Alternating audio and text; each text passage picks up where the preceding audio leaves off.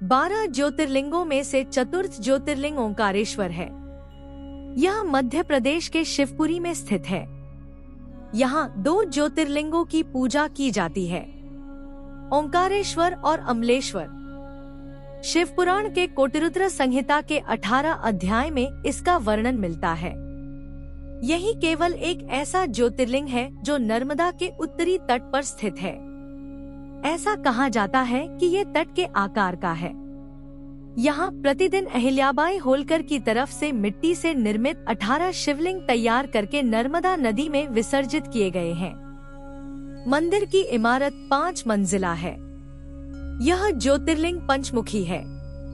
लोगों का मानना है कि भगवान शिव तीनों लोकों का भ्रमण करके यहाँ विश्राम करते हैं। तभी रात्रि में यहाँ शिव भगवान जी की शयन आरती की जाती है। ऐसा कहा जाता है कि भक्तगणों के सारे संकट यहाँ दूर हो जाते हैं। ऐसा भी कहा जाता है कि आप चाहे सारे तीर्थ कर लें, लेकिन ओंकारेश्वर के दर्शन करे बिना अधूरे हैं। इसीलिए भक्तगण दूर दूर से यहाँ भारी संख्या में आते हैं। एक बार नारद जी भ्रमण करते हुए विंध्याचल पर्वत पर पहुँचे। वहाँ पर्वतराज विंध्याचल ने नारद जी का स्वागत किया और यह कहते हुए कि मैं सर्वगुण संपन्न हूँ, मेरे पास सब कुछ है, हर प्रकार की संपदा है, नारद जी के समक्ष पहुँचे। नारद जी विंध्याचल की अभिमान युक्त बातें सुनकर लंबी सांस खींचकर चुपचाप खड़े रहे।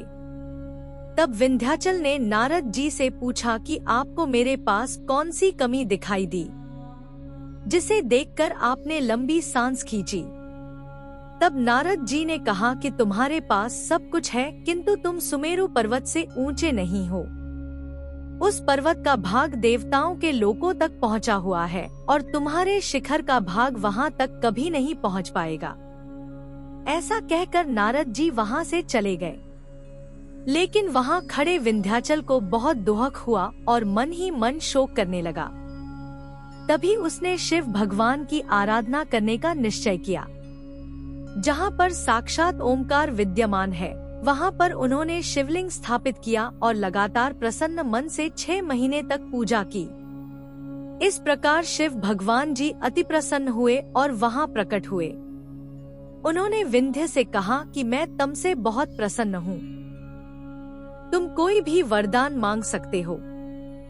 तब विंध्य ने कहा कि आप सचमुच मुझसे प्रसन्न हैं, तो मुझे बुद्धि प्रदान करें, जो अपने कार्य को सिद्ध करने वाले हो।